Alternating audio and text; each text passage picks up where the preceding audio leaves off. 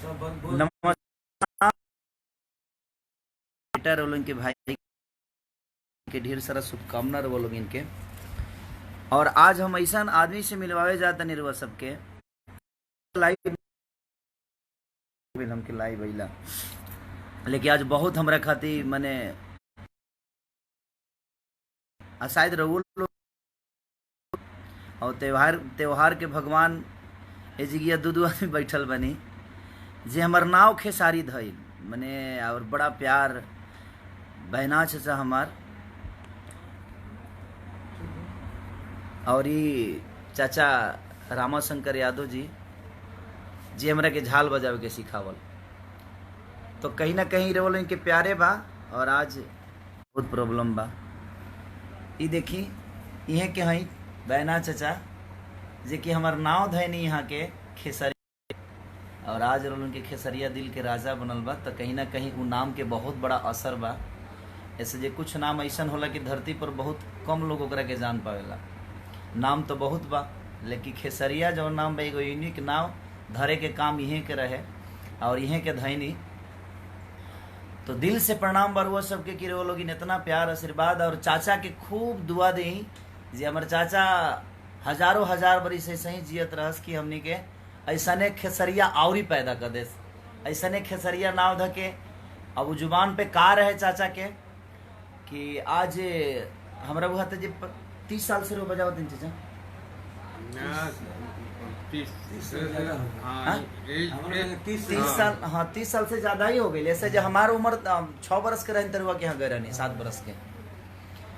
तो यही है बैना चाचा देखे रहा कि कम से कम 2300 लोग देखा तवे 5 मिनट में 2300 लोग देखा तरवा के 2400 हो गए।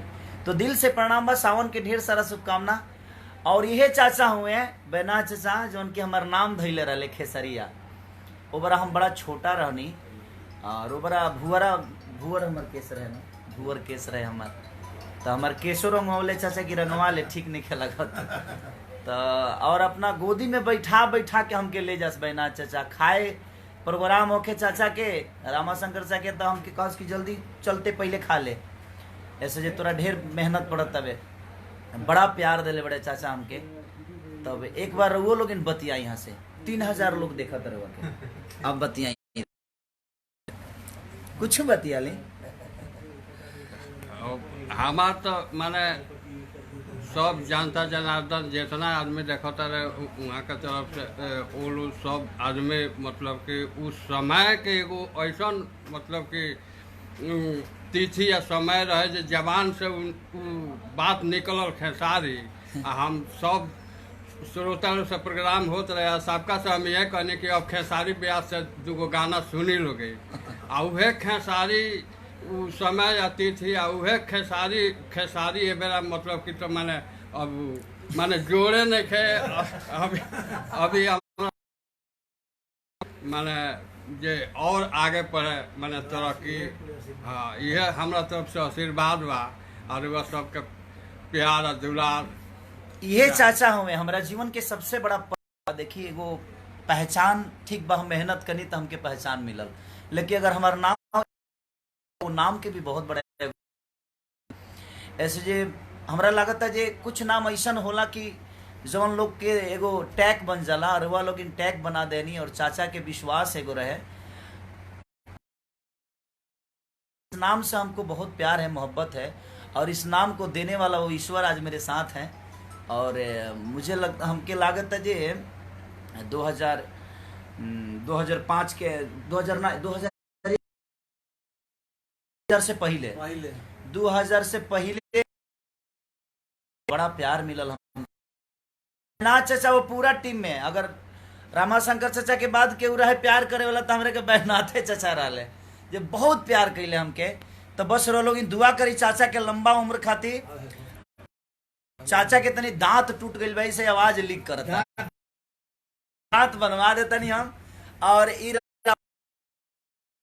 झाल बजावे के सिखावल मिलल, ओकरा बाद हम झाल बजावे के सीखनी। ओकरा बाद अपन जितना भी कार्यक्रम भइल तो जी आवे जाए में दिक्कत होके तो चाचा खुदे कहनी कि ना तू कमला बाबा के संगे चल जा बाबू, तहार नजदीक बाबू जी गया। ऐसे जी आवे जाए में बहुत परेशानी होके सिवान और बड़ा छोटा रहनी अब पैसा कौड़ी के हाल गरीबी रहे, तो चाचा लगे झाल बजावे के सीखनी हम। अब बड़ा हम तो बचपन से आशीर्वाद देतनी, आज जब तक जिंदा रहे मरला के बाद भी आशीर्वाद दे कि बाबू हमके हमरा दिन दुगुना रहा है चौगुना हो, एकदम धर्म के झंडा लहरत रहो, आ सारा पंच का आशीर्वाद रहे, सारा पंच के नमस्कार पढ़ा। बस जीवन में यह एगो हम 20 बरस बाद मिलल बनी चाचा कि ना 20 बरस में 15 बरस बाद, 15-16 बरस बाद। हाँ वो दलाल हाँ ओकरा बाद ना भइल तो हीरो 10 बरस हो गए। ओकरा बाद तो हमरो से शायद भेंट ना। हाँ 10 से तो कई बेर भेंट भइल बगे। लेकिन आज हमारा जीवन के सबसे बड़ा पर्व बा एक्चुअली, हमनी के संस्कार जौन बावे संस्कारे से पलल बनी जा, और संस्कार के बिना हमनी के बड़ा कठिन बा। संस्कार ऐसा चीज होला कि दुनिया में कि जाए कर रहनी यहाँ के घर ही, लेकिन यहाँ के ना ऐसे भीड़ हो जाता, तो हम खुदे कहनी कि चाचा आशीर्वाद दे दी। तो दिल से थैंक यू कि पार्टनर आइल बने तनी कि हम चाचा के पार्टनर मम्मी अरे है ना। हाँ है ने आ जाए बीरन जी। अच्छा बीरन जी, चाचा का पार्टनर और ये रामाशंकर चाचा के पार्टनर है यहाँ के बीरन जी, भटवलिया घर से भटवलिया सिवान के। तो सबके दिल से विशेष हमारा चाचा के कि यहाँ के जौन हमारा खातिर बानी ना, सोच नहीं से सके कितना आज खुशी मिलता यहाँ के देख के कि जीवन में ये नाम के आगे अगर कुछ बा, ये नाम के पीछे अगर कुछ बा, तो बैनाथ सिंह जौन की यहाँ के ढोलक बजाइले, और चाचा से कम 30 बरस से रिश्ता बा, और चाचा के साथ ही। तो आज के लइकन के ऐसा बजे साल भर अगर गाँव से दूर रहता रह जाता, मम्मी पापा के भुला जाता रह जा, लेकिन यह लोग इनके देहल ही संस्कार बा हमारा लगे जे आज भी यहाँ लोग हमारा दिल के एगो कोना में बानी, हृदय में बानी, जे आज भी प्यार मोहब्बत ऐसा ही बनौले रही यहाँ लोग जहाँ रही सिर्फ आशीर्वाद ही आशीर्वाद मिलेला। तो बस ईश्वर से प्रार्थना बा कि रउआ लोग ईश्वर ही हमरा खाती, जनता जनार्दन हमेशा ईश्वर की तरह बा हमरा खाती, और यही रउआ लोग ईश्वर की तरह रउआ ईश्वर होके हमारे इतना जीएस के ऐसा ही हमने क्या देते रहा। चाचा की बड़ा श्री राम जी इनकर नाम जगह बा, वही इनकर कामो बा। अब नेचर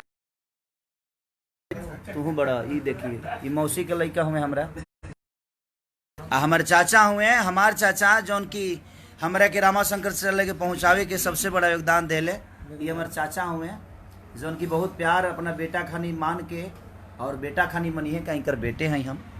तो बड़ा प्यार हमेशा चाचा से हमारा मिलत रहेला। हम चाचा रही माई तो हमारे रहस दिल्ली, ऐसे जे पापा के खाना बनावे के पड़े तो चाचा हमरा के पलले, और हर विधा में लेके गईले, तो बड़ा प्यार मिलल। तो सबके दिल से प्रणाम कि वो लोग इतना प्यार दे के खेसरिया के अपन दिल के राजा बनौनी। और सावन के ढेर सारा शुभकामना। एगो हमारे गाना भी आज रिलीज भइल बा वेव कंपनी से, तो ओकरा के ढेर सारा प्यार देव लो। अरे यही सन बौरा हवा से दिलावा लगवलू, भले गौरा रह तू कुआर। तो ये गाना रिलीज भइल बा, एकरा के ढेर सारा प्यार दिलो, वेव कंपनी से बा। ढेर सारा मोहब्बत रहो सबके, सावन के ढेर सारा शुभकामना। लॉकडाउन में रहो लोग थोड़ा सा अपने आप के बचा के रखी, रहुआ जियब तबे दुनिया बता जहान बा। सबका के प्यार बा, बस हम ये चाहब ईश्वर से कि रहो लोग के कुछ मत हो।